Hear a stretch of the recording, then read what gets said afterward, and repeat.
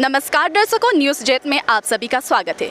दर्शकों, इस समय मैं मौजूद हूँ सेंट क्लैरेट कॉलेज ज़ीरो में, जहाँ ज़ीरो लिटरेरी फेस्टिवल ऑर्गेनाइज़ किया जा रहा है। जी हाँ, ये फेस्टिवल जो है एक कैलेंडर इवेंट है और इस साल इसका 5वां एडिशन है। आज इस फेस्टिवल में, ज़ीरो लिटरेरी फेस्टिवल में बहुत से बड़े बड़े लेखक, कलाकार और परफॉर्मर आ रहे हैं। तो आइए चल के देखते हैं इस प्रोग्राम को। डिटेल्स में बने रहिए न्यूज़ जेट के साथ। My name is Urvashi Butalia. I am visiting Ziro for the Ziro Literature Festival. I am a publisher and a writer based in Delhi, and the publishing house that I work in is called Zubaan, and we publish a lot of works on Northeast, writers from the Northeast, mainly women writers, but some queer and trans writers also. We would like to know, how did your journey in publishing begin, and how have you worked in changing the narratives around feminist literature?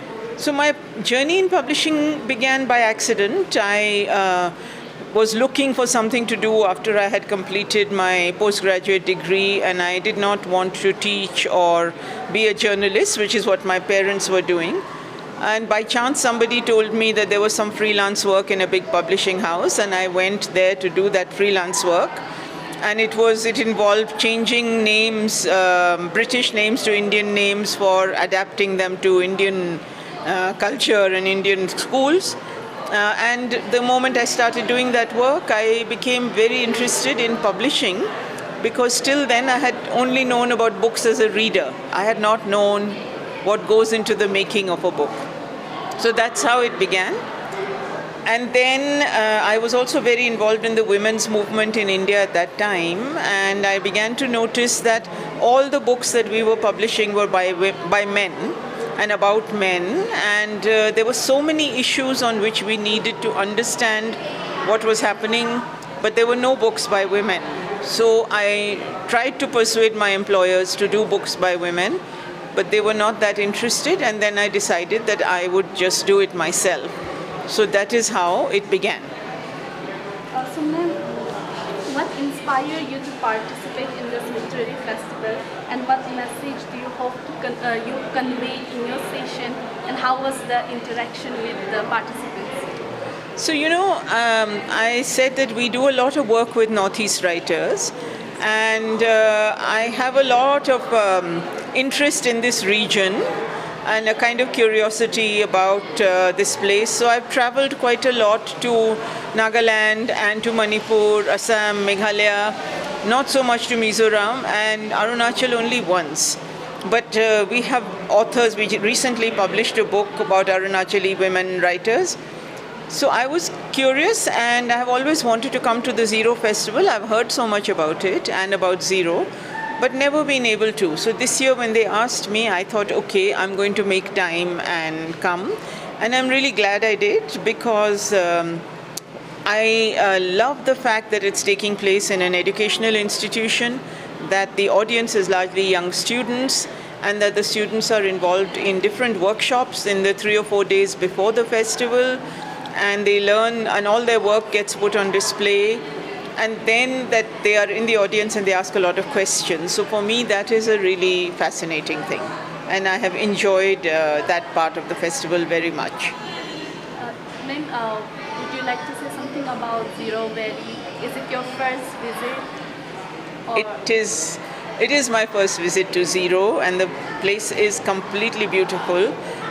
It's so green. This morning I woke up at 6 and I went for a walk, and I saw the mountains covered with mist. It was really beautiful, and the people are very warm. And now when we drove into St. Claret and we were coming along, we saw the farming going on, and we saw the ways in which all the farms are bordered with these flowers, beautiful tall flowers, pink and white, and sometimes you saw a red flower, just one, and that was quite stunning.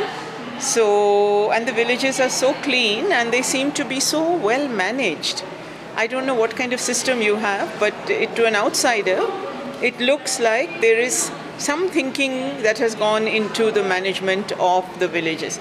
So I'm very impressed by it. I wish I could spend more time and just walk around.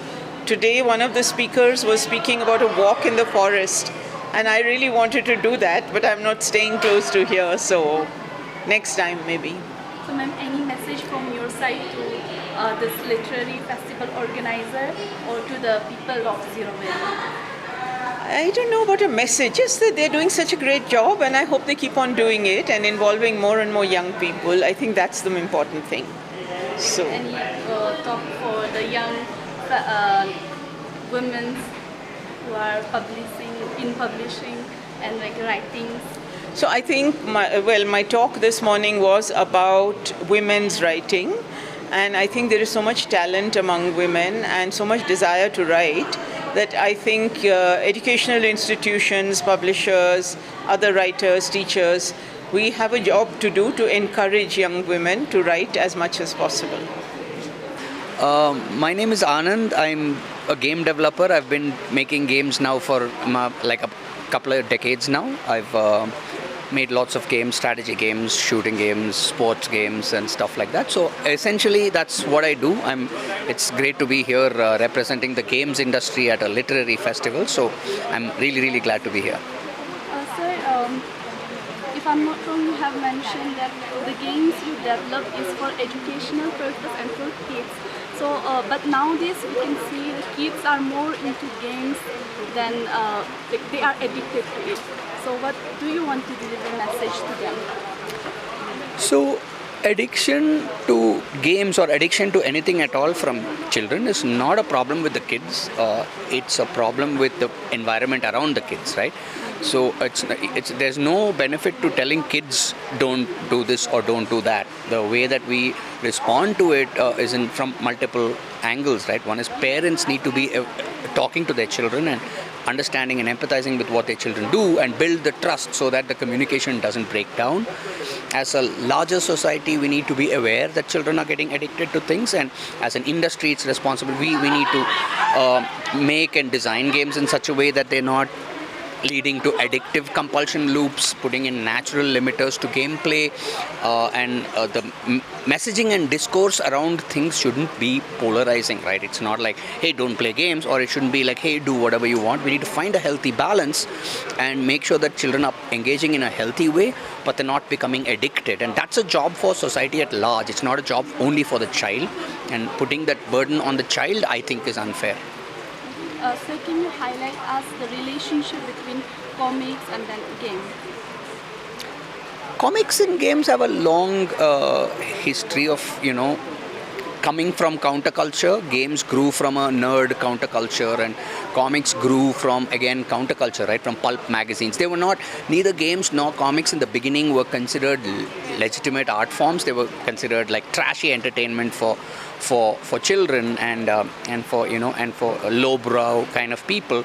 So both games and comics share that history of coming in from the fringes and then being recognized as legitimate art forms.